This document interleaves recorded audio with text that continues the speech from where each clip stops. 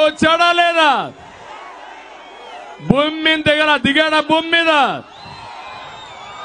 ఏ బస్సులు తీసుకొచ్చి? ఆర్టీసీ బస్సులే కదా మనకిచ్చారా? ఆర్టీసీ బస్సులు ఇచ్చారా అని మిమ్మల్ని అడుగుతున్నా.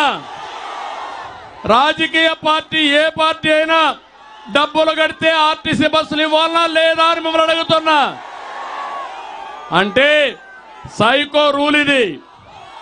మనకు బస్సులు ఇవ్వడంట, వీళ్ళ తాత జాగీర్ అనుకున్నాడు రాష్ట్రాన్ని. అందుకే మీలో కసి పెరగాలి.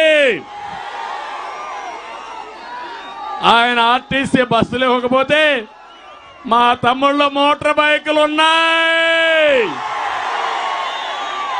ఎక్కడ పోయినా ఒక తమ్ముడు ముగ్గురు ఎక్కించుకొని వస్తే 10,000 మోటార్ బైకులు వస్తే 30,000, 50,000 మోటార్ బైకులు వస్తే అంతేగా తమ్ముళ్ళు. ఎవడైనా అడ్డం వస్తే తొక్కించుకుంటారండి, నేనుంటా మీకు అండగా. వస్తారా అని మిమ్మల్ని అడుగుతున్నా. ఇది నా కోసరమా అని నేను మిమ్మల్ని అడుగుతున్నా. మీ కోసం, మన కోసం, రాష్ట్రం కోసం నేను అడుగుతున్నా. అంతేగా తమ్ముళ్ళు. ఎవడైనా అయ్యా జగన్మోహన్ రెడ్డి, నేనుంటా మీకు అండగా. వస్తారా అని మిమ్మల్ని అడుగుతున్నా. ఇది నా కోసరమా అని నేను మిమ్మల్ని అడుగుతున్నా. మీ కోసం, మన కోసం, రాష్ట్రం కోసం నేను అడుగుతున్నా.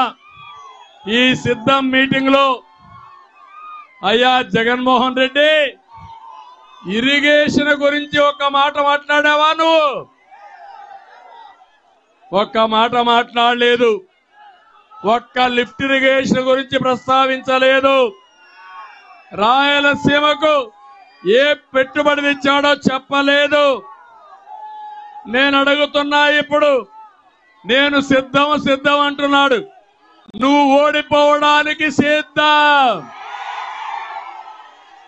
తెలుగుదేశం, జనసేన ఎప్పుడైతే అలయన్స్ లోకి వచ్చామో ఆ రోజే రాష్ట్రంలో డిసైడ్ అయిపోయింది. గెలిచేది తెలుగుదేశం, జనసేన. ఓడిపోయేది వైఎస్ఆర్ కాంగ్రెస్ పార్టీ. ఎన్నికల రోజుకి డిపాజిట్ కూడా రావు. అవునా కాదా అని మిమ్మల్ని అడుగుతున్నా. మీరు ఒకసారి చూస్తే సిద్ధమని ఊరూరులో కట్అవుట్లు పెట్టాడు. 1000 కోట్లు ఖర్చు పెట్టాడు. రాయలసీమకి ద్రోహం చేసే పరిస్థితికి వచ్చాడు.